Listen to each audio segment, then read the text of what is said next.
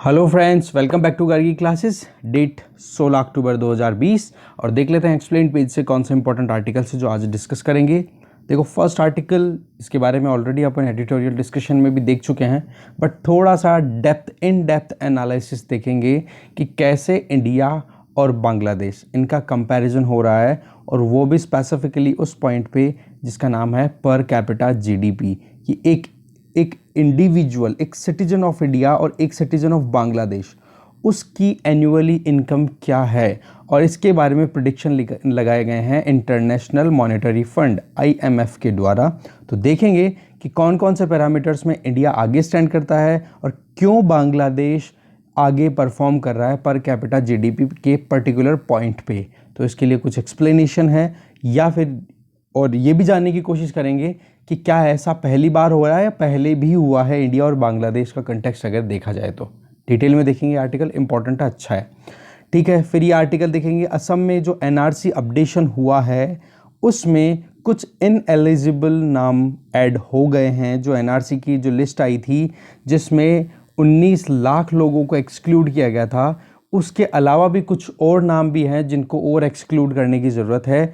तो एक मूव अभी लिया जा रहा है ऑफिसर्स के द्वारा कि जो इनएलिजिबल है, जिनका नाम होना नहीं चाहिए पर उन्होंने फ्रॉडुलेंटली या कैसे भी करके अपने नाम को ऐड करवा दिया NRC में, उनके नाम को डिलीट करना ज़रूरी है, ठीक है। इससे ये आर्टिकल भी देखेंगे। इधर ये आर्टिकल जो है इन न्यू कोविड सिनेरियो, अभी जो इंश्योरर्स जो हैं, जो इंश्योरेंस प्रोवाइडर्स हैं, उन लोगों को अभी जो IRDAI, ठीक है, IRDAI जो हमारे यहाँ पर इंडिया में इंश्योरेंस कंपनीज़ को रेगुलेट करती है, इंश्योरेंस को रेगुलेट करती हैं, उन्होंने क्लियरली बोला है कि भाई आप प्रिवेंटिव मेजर्स पे ज़्यादा ध्यान दिलाओ लोगों का, बजाय कि क्यूरेटिव। जैसे कि हॉस्पिटलाइजेशन, मतलब पोस्ट हॉस्पिटलाइजेशन जो आप इंश्योरेंस प्रोवाइड करते हो, उसकी बजाय आजकल क्या है, कोविड-19 की वजह से लोग होम क्वारंटाइन को ज़्यादा प्रेफर कर रहे हैं, ठीक है। होम क्वारंटाइन को प्रेफर कर रहे हैं तो उनको घरों पे ही फैसिलिटी अवेलेबल हो, इस तरीके की इंश्योरेंस पॉलिसीज़ आप लेकर के आओ, ठीक है। तो ये चीज़ इसमें बताई गई है, तो आप देख सकते हो, इस आर्टिकल को खुद से पढ़ लेना। मेन चीज़ मैंने बता दी कि अभी केसेस आ रहे हैं लगातार, और केसेस के ज़्यादातर लोग प्रेफर क्या कर रहे हैं, हॉस्पिटल में जाने की बजाय घर पे ही रहना प्रेफर कर रहे हैं। तो घर पे जो इक्विपमेंट्स हैं वो अवेलेबल हो सके, और जो भी ट्रीटमेंट पेशेंट चाहता है घर पे लेना, तो उन चीज़ों की फैसिलिटी आप अवेल कराओ थ्रू इंश्योरेंस, ठीक है। बाकी इसके अलावा फैक्ट है, वो इतने काम की चीज़ नहीं है, आप देखना चाहो देख लो। बाकी 2 आर्टिकल्स हैं, अभी अपन डिस्कस करेंगे। तो देखिए, स्टार्ट करते हैं। Per capita GDP India and Bangla. अभी द इंटरनेशनल मॉनेटरी फंड ने लेटेस्ट अपडेट निकाला है, अपनी खुद का जो वर्जन निकालते हैं हर 6 महीने में एक बार, वर्ल्ड इकोनॉमिक आउटलुक, जो कि वेंसडे को आया। तो IMF ने 2020 के लिए ग्रोथ एस्टिमेशंस लगाए थ्रू आउट वर्ल्ड, सारी मतलब मेजर कंट्रीज़ के लिए, इकोनॉमीज़ के लिए जो IMF के मेंबर्स हैं, ठीक है। तो इंडिया की जो ग्रोस डोमेस्टिक प्रोडक्ट जो इंक्रीज़ होने की बात है, उस ग्रोथ को कॉन्ट्रैक्ट होते हुए दिखाया गया है 10% तक। ये डेटा ऑलरेडी आपके पास में है। दूसरा, इसके पहले जो वर्ल्ड इकोनॉमिक आउटलुक का जो वर्जन आया था, उसमें IMF ने बताया था कि इंडियन इकोनॉमी जो है वो 4.5% से ग्रो करेगी, जबकि अब क्या बता रही है, 10% से कॉन्ट्रैक्ट करेगी। दैट मीन्स निगेटिव जोन में चलेगी इंडिया की ग्रोथ। ये देखो यहाँ पे, ठीक है। इसके अलावा फिर आगे बताया गया है कि अटेंशन दें, तो वहाँ पर पॉइंट ये निकल के आता है कि बांग्लादेश के जो सिटीजन्स हैं उनकी इंडिया के सिटीजन्स के कंपैरिजन में पर कैपिटा इनकम जो होगी वो ज़्यादा होगी। तो ये जो चीज़ है ना, इसने थोड़ी सी आंखें रोक ली है, मतलब एक तरीके से सबकी नज़रें उस तरफ खींच ली है कि ऐसा क्या हुआ भाई, जो बांग्लादेश जो है वो इंडियन इकोनॉमी के पॉइंट ऑफ व्यू से, अगर इंडियन इकोनॉमी से कंपेयर करें पर कैपिटा जीडीपी के हिसाब से, तो वो ज़्यादा क्यों है।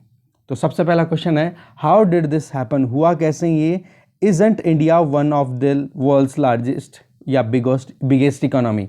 तो ऐसा हुआ क्यों, पहले तो वो जानते हैं। क्या इंडिया वर्ल्ड की सबसे लार्जेस्ट इकोनॉमी है या नहीं, तो इसके पहले अपन ये 3 ग्राफ देख लेते हैं, आपको सब कुछ क्लियर हो जाएगा। सबसे पहला तो है जीडीपी ग्रोथ। जीडीपी ग्रोथ में आप देखो, इंडिया की इकोनॉमी तो देखो कॉन्ट्रैक्ट कर रही है परसेंटेज वाइज देखा जाए तो, ये रेड वाला जो है इंडिया है। ब्लू वाला आप जो देख रहे हो उसमें देखो बांग्लादेश का थोड़ा सा कॉन्ट्रैक्शन हो रहा है, फिर रिकवरी हो रही है। तो इस तरीके से एक तो जीडीपी ग्रोथ में कंपैरिजन देखो आप। दूसरी तरफ इसी ग्राफ में आप देखोगे इंडिया कॉन्ट्रैक्ट कर रहा है। अब इंडिया की तो कॉन्ट्रैक्शन हो रही है, बट यहाँ की बांग्लादेश में की आप यहाँ पे देखो 4% ग्रोथ रेट रजिस्टर है, हमारे कॉन्ट्रैक्शन है। तो एक तो ये प्लस पॉइंट है। दूसरा, एब्सोल्यूट जीडीपी के हिसाब से देखिए कि वॉल्यूम वाइज या इकोनॉमी वाइज, तो बिलियंस में अगर अमाउंट देखें तो इंडियन इकोनॉमी तो भाई 2.5 ट्रिलियन डॉलर की है, मतलब 2592 बिलियन डॉलर की इकोनॉमी। जबकि बांग्लादेश की इकोनॉमी एब्सोल्यूट टर्म्स में कितनी है? 317। मतलब बांग्लादेश का और इंडिया का कोई कंपैरिजन नहीं है। कहने का मतलब इंडिया वर्ल्ड की one of the largest economy है, विदाउट एनी डाउट। ठीक है, फिर बात आती है GDP per capita. GDP per capita में आप देखोगे तो कंपैरिजन देखो कि यहां पर इंडिया की तो है 1876.53 और बांग्लादेश की जो है वो हो गई 1887.97 डॉलर्स। यही यहां पर आप देखो 2025 वाला, 2020 के आस 2020 से 2025 तक का। तो ये जो डेटा है, इस डेटा की बात हो रही है, इस वाले ग्राफ की बात हो रही है। इसकी बात अपन कर ही चुके हैं। इस वाले को मैंने बता ही दिया कि बांग्लादेश बहुत छोटी इकोनॉमी है as compare to India. India 2.5 trillion है तो बांग्लादेश 317 बिलियन ही है अभी केवल। ठीक है, तो ट्रिलियंस में देखो तो 0.3 लिखा जाएगा केवल। ओके, कंपैरिजन आपको क्लियर होगा। फिर आगे देख लो, एक ग्राफ हो रहा है क्योंकि इन ग्राफ का रेफरेंसेस रिपीटेडली दिया जाएगा। पुअर्टी प्रेवलेंस की, पुअर्टी कितनी ज़्यादा है, तो बांग्लादेश में 2021 से 2022 में आप देखो, अगर इंटरनेशनल स्टैंडर्ड के हिसाब से देखें तो पुअर्टी मानी जाती है कि अगर एक इंडिविजुअल की इनकम या एक इंडिविजुअल के हिस्से में $1.9 पर डे से कम अगर आता है तो वो फिर गरीब कंसिडर किया जाएगा। तो इस स्टैंडर्ड के हिसाब से देखोगे तो बांग्लादेश में तो 21.4% इंडिविजुअल्स पुअर्टी लाइन से नीचे है, जबकि इंडिया में 10% ही है। ठीक है, तो यहाँ पर भी आप देख लो इंडिया और बांग्लादेश का कंपैरिजन। फिर यहाँ पर कुछ और इंपॉर्टेंट इंडिकेटर्स है जिनका कंपैरिजन है, जैसे इन्फ्लेशन बांग्लादेश में देखो ज़्यादा है, इंडिया में कम है।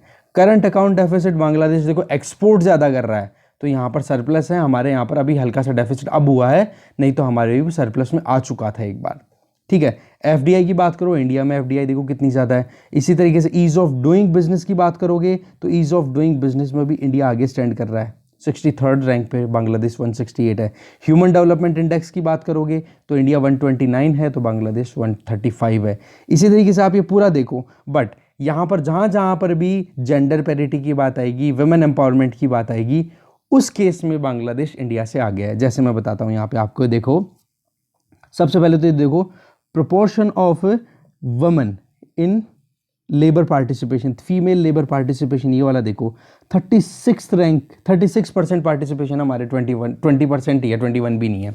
तो एक तो ये देखो, एक जेंडर पैरिटी कि हर एक सेगमेंट में जो फीमेल और मेल दोनों को इक्वली ट्रीट किया जाए, तो उस केस में बांग्लादेश 50th रैंक पे आता है। तो यहाँ पर इंडिया बहुत लेट है। इसी तरीके से हंगर इंडेक्स की बात करें तो हंगर इंडेक्स में बांग्लादेश अच्छा परफॉर्म कर रहा है, इंडिया पुअर परफॉर्म कर रहा है। तो ये कुछ इंपॉर्टेंट इंडिकेटर्स हैं जिनके बारे में मैंने बताया। अब आर्टिकल में और क्वेश्चंस के आंसर ढूंढते हैं कि भाई ऐसा हुआ क्यों। तो ये तो आपके क्लियर हो गया ना कि इंडिया सबसे मतलब वर्ल्ड की सबसे बड़ी इकोनॉमीज में से एक है। अब बात करते हैं ऐसा हुआ क्यों। जैसा कि आपने चार्ट ऑलरेडी देखा है, क्लियर है कि GDP growth rate absolute term में इंडिया की बहुत ज़्यादा है। इंडिपेंडेंस के बाद में ही, बाद से लेकर, और बांग्लादेश का जब से पाकिस्तान से लिबरेशन हुआ है तब से लेकर अब तक देखा जाए तो इंडियन इकोनॉमी अगर टर्म्स में देखें तो 10 टाइम्स मोर साइज है, कंपेयर किया अभी अपन ने। तो इस केस में एब्सोल्यूट टर्म में कोई चिंता वाली चीज़ नहीं है। फिर बात आती है कि हमारे यहाँ पर और बांग्लादेश के यहाँ पर कैपिटा इनकम में इतना गैप क्यों आया है, फिर बांग्लादेश ओवरटेक कैसे कर सकता है। तो इसके पीछे 3 मेन रीजंस बता रहे हैं। पहला, बांग्लादेश की इकोनॉमी जो है वो 2004 के बाद में ग्रोथ कर रही है, no doubt, but Indian economy है वो भी तो 2004 के बाद में ग्रोथ कर ही रही है। ठीक है, पर आप देखोगे कि 2017 के बाद से इंडियन इकोनॉमी की ग्रोथ जो है डिसलरेट हो गई, स्पीड कम हो गई, जबकि बांग्लादेश की इकोनॉमी की ग्रोथ कंटिन्यूअस है। आप देखो कोविड-19 के बावजूद 4% का आईएमएफ ने प्रोजेक्शन बताया कि 4% से ग्रोथ करेगी। तो एक तो वजह हो गई ये कि 2017 के बाद में डिक्लाइन कर रहा है इंडियन इकोनॉमी की ग्रोथ, और वहीं बांग्लादेश की ग्रोथ है जो इंटैक्ट है, बनी हुई है। सेकेंडली, पिछले 15 सालों में पॉपुलेशन ग्रोथ के हिसाब से देखिए, क्योंकि पर कैपिटा जीडीपी कैसे कैलकुलेट होती है, GDP total upon total population. तो बांग्लादेश की पॉपुलेशन जो है वो पिछले 15 सालों में इतनी ज़्यादा स्पीड से नहीं बढ़ी है जितनी स्पीड से इंडिया की बढ़ी है, क्योंकि इंडिया की जीडी आप पॉपुलेशन ग्रोथ पिछले 15 सालों में 21% देखते हो, तो बांग्लादेश की केवल 18%।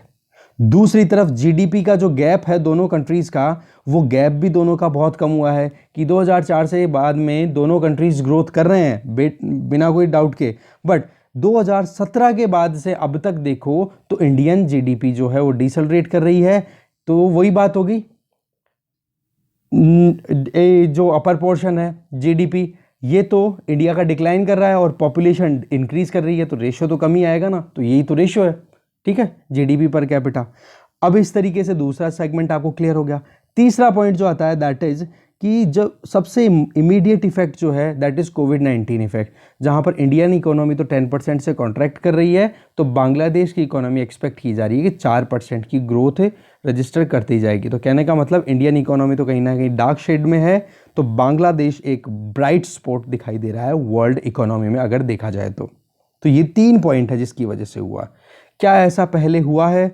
जी हाँ, जब हमारे 1991 में इकोनॉमिक क्राइसिस आए थे, बैलेंस ऑफ पेमेंट क्राइसिस आए थे, उस टाइम पर भी बांग्लादेश की पर कैपिटा जीडीपी इंक्रीज हुई थी as compare to India, but India ने फिर से टेक ओवर कर लिया था। फिर बात आती है, is India expected to regain the lead again? क्या इंडिया रीगेन कर लेगा? बिल्कुल, आईएमएफ ने बोला है कि अगले साल इंडिया की जो ग्रोथ रेट है वो और भी अच्छी रहेगी, और साथ में बांग्लादेश की पॉपुलेशन ग्रोथ जो है वो अभी थोड़ा सा एज कंपेयर टू इंडिया थोड़ा सा कम है पॉपुलेशन ग्रोथ अभी भी, बट इंडियन इकोनॉमी जो है वो आने वाले टाइम पे ग्रो करेगी। एक्टिविटीज़ जो इकोनॉमिक एक्टिविटीज़ है वो आएगी फिर से ट्रैक पे, और पर कैपिटा इनकम इंडिया की फिर से राइज हो जाएगी, इसमें कोई डाउट नहीं है। फिर बात आती है, how has Bangladesh manage to grow so fast and so robustly? Bangladesh ने मैनेज कैसे किया? देखो, सबसे पहली चीज़ तो अपन देखते हैं कि सबसे पहले इंडिया जब इंडिपेंडेंट हुआ तो पार्टीशन हो गया, ईस्ट पाकिस्तान, वेस्ट पाकिस्तान और इंडिया। ईस्ट पाकिस्तान हो गया बांग्लादेश, वेस्ट पाकिस्तान हो गया आज का पाकिस्तान और इंडिया, ठीक है। तो स्ट्रगल फिर उसके बाद में पाकिस्तान और बांग्लादेश के बीच में चलती रहती है, बट 1971 में जब से पाकिस्तान से बांग्लादेश का लिबरेशन हुआ है तो अपनी एक पॉलिटिकल आइडेंटिटी मिल गई, एक नया इकोनॉमिक फ्रेश स्टार्ट किया इन्होंने। तो इसमें इन्होंने अपने जो लॉज थे ना वो बहुत ही ईजी बनाए, फ्लेक्सिबल बनाए, इस वजह से इनके यहाँ पर इकोनॉमिक एक्टिविटीज़ इंक्रीज होती गई। और लेबर लॉज इतने इजी थे कि women participation in labour force ये भी बहुत अच्छे से इंश्योर कर पाए, जैसे अपन ने देखा ऑलरेडी चार्ट में, ठीक है, चार्ट 5 में। तो इस तरीके से आप देख सकते हो कि जब इंडस्ट्री अच्छे से काम करे, वुमेन लेबर पार्टिसिपेशन ज़्यादा से ज़्यादा हो, तो इकोनॉमी तो ग्रोथ करेगी ना। तो यही एक एज प्रोवाइड करता है इस बांग्लादेश की इकोनॉमी को। रही सही में अभी रिसेंट ईयर में जैसे जैसे चाइना रिट्रीट कर रहा है थ्रू आउट वर्ल्ड, जैसे कि अपन ऑलरेडी बात कर चुके हैं कि चाइना में वेजेस अच्छे मिल रहे हैं, तो चाइना में वेजेस अच्छे मिल रहे हैं तो चाइनीज़ लोग तो घर में वापस पहुंच गए, बट मार्केट में लगभग 140 बिलियन डॉलर का जो मार्केट छोड़ा इन्होंने चाइना वालों ने, उसको कैप्चर करने में बांग्लादेश और वियतनाम जैसे छोटे कंट्रीज ज़्यादा सक्सेसफुल हो गए। तो इस तरीके से चाइनीज़ रिट्रीट का फ़ायदा भी बांग्लादेश को मिला। तो ऐसे करके बांग्लादेश अपनी रॉबस्ट ग्रोथ को इंश्योर करने में सक्सेसफुल हुआ। इसी तरीके से बांग्लादेश की जो इकोनॉमी है उसमें जीडीपी का अगर शेयर देखें जीडीपी में, तो इंडस्ट्रियल सेक्टर का ज़्यादा शेयर है as compare to service sector, जबकि हमारे यहाँ पर अगर देखें तो हमारे यहाँ पर इंडस्ट्रियल सेक्टर तो बहुत ही बुरे तरीके से परफॉर्म कर रहा है और एग्रीकल्चर पे बेस्ड हमारी ज़्यादा एक्टिविटीज़ हो रही हैं। तो एक ये सबसे बड़ी बात है, ठीक है। तो एक तो हो गया क्या, लेबर लॉज, वुमेन मतलब लेबर पार्टिसिपेशन, जेंडर पैरिटी आ गई वहाँ पर। फिर बात आ जाती है इकोनॉमी में कि जीडीपी में इंडस्ट्रियल सेक्टर का ज़्यादा पार्टिसिपेशन, फिर सर्विस सेक्टर का, फिर एग्रीकल्चर का। हमारे यहाँ पर एग्रीकल्चर ज़्यादा है, फिर सर्विस है, फिर मैन्युफैक्चरिंग है। तो ज़्यादा लेबर कंजम्पशन तो मैन्युफैक्चरिंग में होता है, ठीक है। तो ये भी एक गैप आता है। फिर अगर आप आगे देखें तो बियॉन्ड अगर इकोनॉमी जाके भी कुछ रीजंस को अगर खंगालने की कोशिश करें कि क्यों बांग्लादेश की फास्टर ग्रोथ रेट रही है, तो इसके पीछे पिछले 2 दशक बहुत ही इंपॉर्टेंट है, जहां पर बहुत सारे सोशल और पॉलिटिकल मेट्रिक बेसिस पे हम देख सकते हैं कि कितना एडवांसमेंट वहां पे हुआ है, जैसे कि health, sanitation facility, financial inclusion और वुमेन पॉलिटिकल पार्टिसिपेशन। ये बहुत ही अच्छे से इंश्योर कर पाए। ये आर्टिकल आप, ये लाइन आप लिख लेना, ये जो बता रहा हूँ मैं अभी, क्योंकि ये हमारी इकोनॉमी को कैसे हम आगे बढ़ा सकते हैं, कैसे बैलेंस डेवलपमेंट ला सकते हैं, रोबस्ट ग्रोथ को कैसे इंश्योर कर सकते हैं, वहाँ पर ये चीज़ें लिखने के काम आती हैं, ठीक है। इसके अलावा यहाँ पर आर्टिकल में बताया जा रहा है कि बजाय इसके कि lower proportion of its population having basic sanitation, कि इनकी पॉपुलेशन के पास में बेसिक सैनिटेशन की एक्सेसिबिलिटी इतनी ज़्यादा नहीं है, बट यहाँ पर फिर भी मोर्टेलिटी रेट आप देखोगे कि हाँ अनसेफ वाटर की वजह से या सैनिटेशन की प्रॉपर अरेंजमेंट नहीं होने की वजह से मोर्टेलिटी रेट है वो इंडिया से कम है। कहने का मतलब सैनिटेशन फैसिलिटी इतनी ज़्यादा नहीं है बट फिर भी मोर्टेलिटी रेट ज़्यादा नहीं है, तो उसकी वजह से भी क्या हो गया, सोशली अगर देखें तो स्ट्रेंथ मिलती है। फाइनेंशियल इंक्लूजन की बात करें तो फाइनेंशियल इंक्लूजन में वर्ल्ड बैंक का खुद का जो ग्लोबल फिंडेक्स डेटाबेस है उसके बेसिस पे देखें तो बांग्लादेश में इंडिया के कंपैरिजन में बैंक अकाउंट्स कम हैं। सुनना आप मेरी बात को, बांग्लादेश के लोगों के पास में इंडिया के लोगों के कंपैरिजन में बैंक अकाउंट्स कम है, बट इंडिया में डोरमेंट ज़्यादा है, यूज़ नहीं होते बैंक का अकाउंट ज़्यादा। कहने का मतलब बांग्लादेश में जितने बैंक अकाउंट है चाहे वो है कम, पर वहाँ पर फाइनेंशियल इंक्लूजन ज़्यादा है। ये भी एक अपने आप में इम्पॉर्टेंट चीज़ है बांग्लादेश की इस रॉबस्ट इकोनॉमिक ग्रोथ को रजिस्टर करने के पीछे। इसके अलावा बांग्लादेश जो है वो इंडिया से जेंडर पैरिटी के केस में भी बहुत आगे है, और जेंडर पैरिटी का मतलब वुमेन का participation equal to male participation, अगर दोनों को इक्वलेंट ट्रीटमेंट मिले पॉलिटिकल सिनेरियो में, इकोनॉमिक अपॉर्चुनिटी में, एजुकेशन अटेनमेंट में, हेल्थ के एक्सेसिबिलिटी में। तो यहाँ पर बांग्लादेश जो है वो 50th रैंक पे आता है, तो इंडिया आप देखोगे 112वीं रैंक पे है। 50 मतलब 62 रैंक्स का डिफरेंस आप देख सकते हो। इसी तरीके से सेम ट्रेंड आप देख सकते हो ग्लोबल हंगर इंडेक्स में। ग्लोबल हंगर इंडेक्स जो है उसमें भी आप देखोगे केवल भूखमरी को ख़त्म करना ही ग्लोबल हंगर इंडेक्स नहीं टारगेट करता है, जहाँ पर केवल कैलोरी इंटेक्स की बात कर ली कि भाई गाँव में ज़्यादा कैलोरीज की ज़रूरत है, वहाँ पर मेहनत ज़्यादा करनी पड़ती है, सिटीज़ में कम। बजाय इसके ग्लोबल हंगर इंडेक्स 4 फैक्टर्स पर डिपेंड करता है। Number 1 under nourishment. Under nourishment reflect करता है कि फूड अवेलेबिलिटी कितनी इनएडिक्वेट है, ठीक है, कितनी कमी है खाने की। दूसरा चाइल्ड वेस्टिंग, कि हाइट के अकॉर्डिंग बंदा मोटा है पतला है, बंदा क्या बच्चा, तो वो चीज़ इसमें क्या पता पड़ता है कि अभी करंटली कितना अंडर नरिशमेंट का प्रेवलेंस है उस पर्टिकुलर कंट्री में। फिर बात आती है चाइल्ड स्टंटिंग, एज के हिसाब से बच्चे की हाइट बढ़ना, ये एक तरीके का क्रॉनिक अंडर नरिशमेंट, कि लंबे समय से बच्चे को खाना अच्छा नहीं मिल रहा है इसलिए उसकी हाइट नहीं निकली, वो चीज़ दिखाता है।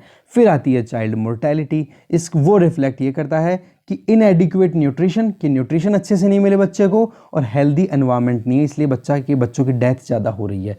तो इन सारे सेगमेंट्स में भी इंडिया बांग्लादेश के पीछे है, बांग्लादेश की रैंक से पीछे है। तो आप देख सकते हो कि कौन कौन से फैक्टर्स हैं जो कि बांग्लादेश की ग्रोथ को इंश्योर करने में हेल्प करते हैं। ठीक है, next question, besides the advances it has made what challenges does Bangladesh face. अभी एडवांसमेंट हुआ बट चैलेंजेस क्या बचते हैं, अब यहाँ पर थोड़ा सा आप देखोगे इंडिया का हल्का सा अपर हैंड। पिछले 15 सालों की बात करें तो बांग्लादेश की इकोनॉमी ने वर्ल्ड वाइड ट्रमेंडस मतलब एक तरीके से रिकग्निशन पाया है।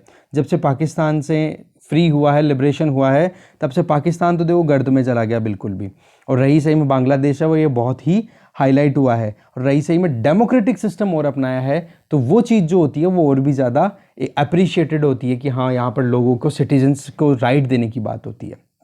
बट पुअर्टी की प्रेवलेंस जो चार्ट नंबर 4 में देखा, उसमें वर्ल्ड बैंक के अकॉर्डिंग बांग्लादेश में अभी भी बहुत ज़्यादा गरीबी फैली हुई है।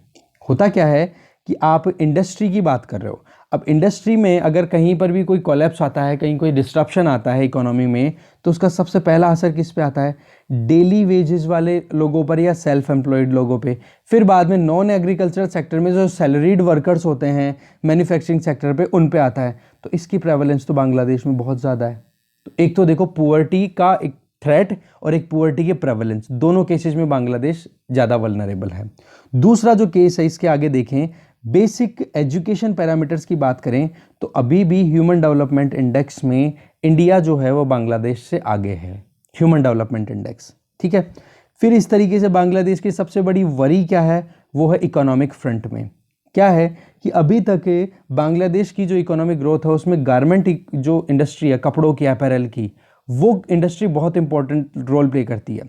तो इस इंडस्ट्री को कैप्चर करने के चक्कर में चीप लेबर प्रोवाइड करने के लिए औरतों को भी वहाँ पे पार्टिसिपेशन दे दिया। ये एक तरफ तो बेनिफिट था, अब यहाँ पर वही लॉस में कन्वर्ट हो गया क्योंकि उनको प्रॉपर लेबर सेफ्टी नहीं मिलती है। आज उनका हेल्थ का जो हेल्थ जो है वो बहुत बुरे तरीके से बिगड़ गई है, जिसके रेपरकशंस अब बांग्लादेश को फेस करने पड़ेंगे।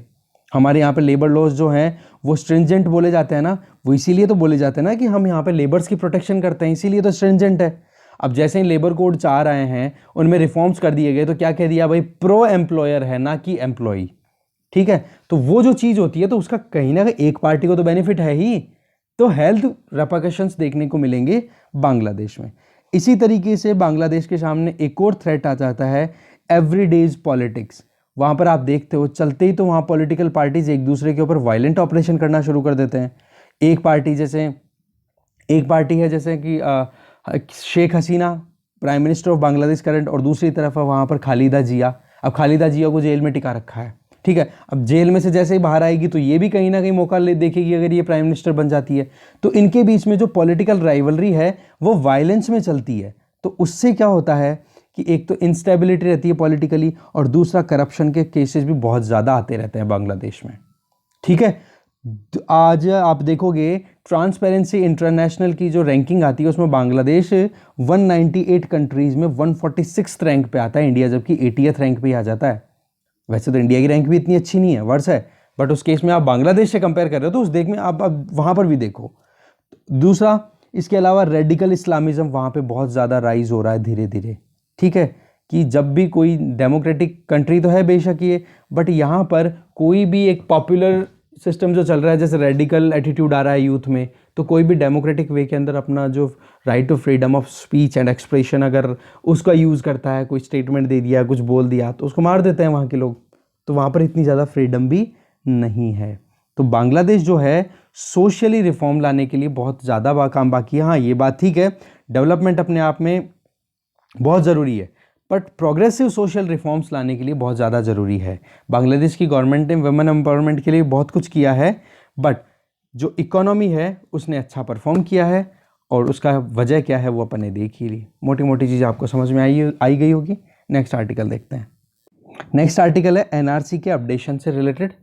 इस आर्टिकल में ये बताया गया है कि national register of citizens authority Assam की जो है उन्होंने ऑर्डर दिया है कि भाई कुछ नाम जो इनएलिजिबल हैं उन नामों को अब आप डिलीट करो, क्योंकि एरोनियसली वो नाम ऐड हो गए एनआरसी की लिस्ट में, जिनका नाम हटाने की ज़रूरत है।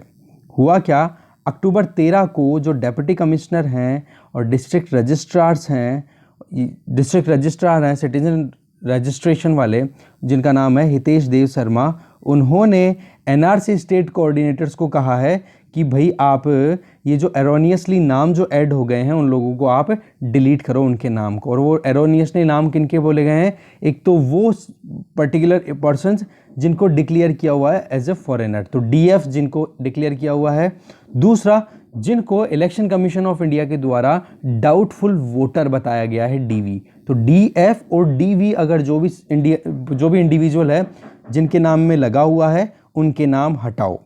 अब हो क्या रहा है कि जिन सिटीजन्स का नाम ऑलरेडी एक्सक्लूडेड था तो वो चले जाते हैं कहाँ पर, फॉरेनर्स ट्रिब्यूनल उनके पास में। और फॉरेनर्स ट्रिब्यूनल एक वैसे जुडिशियल बॉडी होती है जो कि एनालाइज करती है, ओपिनियन लेती है कि कौन लीगल है कौन इलीगल है, ठीक है। और जो फॉरेनर्स हैं जो कि इलीगली इंडिया में आए हैं उनको मेनली रिकॉग्नाइज करना होता है फॉरेनर्स ट्रिब्यूनल को। और ये कि जो वाकई में जेन्युइन यहाँ के इंडिया के ही हैं या फिर जो लॉ फाइनलाइज किए गए हैं एनआरसी अपडेशन के लिए, उसके अकॉर्डिंग जो इंडिया में रहने के काबिल हैं, एलिजिबल हैं, उनको आइडेंटिफाई करने का काम होता है। उसमें देखा ये जाता है कि जो एक्ट है 1946 का, द फॉरेनर्स एक्ट, उसके बेसिस पे देखा जाता है। तो बॉर्डर पुलिस ने अभी तक का अगर अपन देखें, जो डिफ़ॉल्ट वोटर्स हैं, ठीक है, डी वोटर्स जिनको बोल रहे हैं, डाउटफुल वोटर्स, डिफ़ॉल्ट नहीं डाउटफुल वोटर्स, इलेक्शन ऑफिसर्स ने जो डिक्लेयर किया हुआ है, तो उसके बेसिस पे देखें तो होम मिनिस्ट्री ने अपनी एक डिटेल दी थी लोकसभा के अंदर, तो बताया कि 1,29,009 जो पर्सन का आइडेंटिफिकेशन हो चुका है उनमें से सिर्फ हमने 4 जनों को ही दोबारा अपने घर पे भेजा है, बांग्लादेश में डिपोर्ट किया है, अभी तक पूरों को नहीं किया है। एक प्रॉपर स्क्रूटनी होने के बाद में ही आगे कदम उठाए जाएंगे। तो रूल्स जो है जिस तरीके से कहते हैं एनआरसी अपडेट करने के लिए, उनके अकॉर्डिंग देखें। और अब जो ये लेटेस्ट लिस्ट जो अभी अवेलेबल है जिसकी हम बात कर रहे हैं, जहाँ पर कुछ डीएफ्स भी हैं, डिक्लेयर्ड एज फॉरेनर्स भी हैं, और डाउटफुल वोटर्स के नाम भी आ रहे हैं। तो यहाँ पर ये जो शर्मा जी हैं ये बोल रहे हैं कि भाई ये तो आसाम के लोगों के लिए एक्सेप्टेबल नहीं होगा, इनको तो रिव्यू करने की ज़रूरत है। अब बात आती है कि इन इंडिविजुअल्स ने अपने नाम रजिस्टर कैसे करवा लिए। तो इसके लिए बताया जा रहा है कि कोई फ्रॉडुलेंट मैटर में इन्होंने कोई डॉक्यूमेंट इस तरीके से बनवा लिए जिसके बेसिस पे अपनी खुद की सिटीजनशिप को इन्होंने इंश्योर करने में फेलियर नहीं आया, इनको प्रॉब्लम नहीं आई, तो इस वजह से इनका नाम ऐड हो गया। बट जब और स्क्रूटिनी की गई तो पता पड़ा कि जो नाम है वो नाम कहीं ना कहीं डिक्लेयर्ड एज फॉरेनर्स हैं या फिर डाउटफुल वोटर्स हैं, तो इनको फिर से स्क्रूटनाइज करने की ज़रूरत है। अब बात आ रही है कि how many names could be deleted, कितने नाम डिलीट किए जाएंगे। तो अभी लिस्ट को स्क्रूटनाइज किया जाएगा प्रॉपर्ली, फिर पता पड़ेगा कि कितने लोगों को के नाम डिलीट होंगे। तो स्टेट गवर्नमेंट ने अभी इस चीज़ पे अपनी बात रखी है कि भाई 10 से 20% जब रीवेरिफिकेशन होगा तब करेक्ट रजिस्टर क्रिएट होगा। कहने का मतलब जितने नाम भी आ रहे हैं उन नाम के नियर बाई जितने भी लिस्ट्स हैं उन लिस्ट्स को रीस्क्रूटनाइज करो प्रॉपर वे में, तब जाके रीवेरिफिकेशन होगा 10 से 20% मैटर का, तब जा करके पता पड़ेगा कि कितना एक्चुअल में फिगर रहेगा जिन लोगों का नाम हटेगा। जैसा कि आपको पता ही है कि जब लास्ट ईयर 2019 में ये डेटा आया था एनआरसी का, उससे रिलेटेड आप आर्टिकल्स भी डिस्कस किए हुए हैं। शुरुआत में जुलाई या अगस्त के टाइम पे, अगस्त 31 के टाइम पे मैंने डिस्कशन किया था, उस टाइम पे देख लेना आप अगर देखना चाहो। 31 अगस्त के आसपास में एनआरसी से रिलेटेड आर्टिकल्स आए थे कि कोई सुध ही नहीं ले रहा है, जिस तरह वो सारी चीज़ें आ गई थी। ठीक है, तो एनआरसी की जो रिपोर्ट आई ना पिछले साल, उसमें 19 लाख लोगों को एक्सक्लूड किया गया था, और वो लोग कहीं ना कहीं अपनी जो उनके अगेंस्ट में डिक्लेरेशन दे दिया गया है 19 लाख लोगों की कि भाई आप इलीगल हो यहाँ पर, तो वो फॉरेनर्स ट्रिब्यूनल में अपनी पिटीशन लगा के बैठे हैं कि भाई हम गलत नहीं है, हमें बचाओ। ठीक है, तो ये तो है अभी करंट स्टेटस। अब बात आती है सुप्रीम कोर्ट का रोल। देखो सुप्रीम कोर्ट ने ही ये सारी एक्टिविटी परफॉर्म करवाई है अपनी पेट्रोनेज में, अपनी गाइडलाइंस के अंडर में। ठीक है, सुप्रीम कोर्ट ने 2013 में एक सुपरवाइज्ड वे में एक प्रोएक्टिवली एक्शन लेने के लिए कहा था कि भाई इन सारे इश्यूज़ को अपने को टैकल करने की ज़रूरत है, और असम में स्टेबिलिटी लाने के लिए असम के लोगों की जो राइट्स हैं उनके खुद के रिसोर्सेज पे, खुद की लैंड पे, वो प्रोटेक्ट करना ज़रूरी है, और जो इलीगल हैं उनके खिलाफ एक्शन होना चाहिए या फिर उनको डिपोर्ट करो या कुछ भी करो। ठीक है, तो ये सुप्रीम कोर्ट ने शुरुआत की थी 2013 से, बट अभी तक 6 जनवरी के बाद में अभी तक इस मैटर पे कोई सुनवाई नहीं हो रही है। रीज़न बीइंग आपको पता ही है, 6 जनवरी के बाद अगर कुछ होता तो कोविड-19 का आ गया था लफड़ा। ठीक है, तो इस तरीके से एक्सप्लेन पेज भी यहीं ख़त्म होता है। Thank you.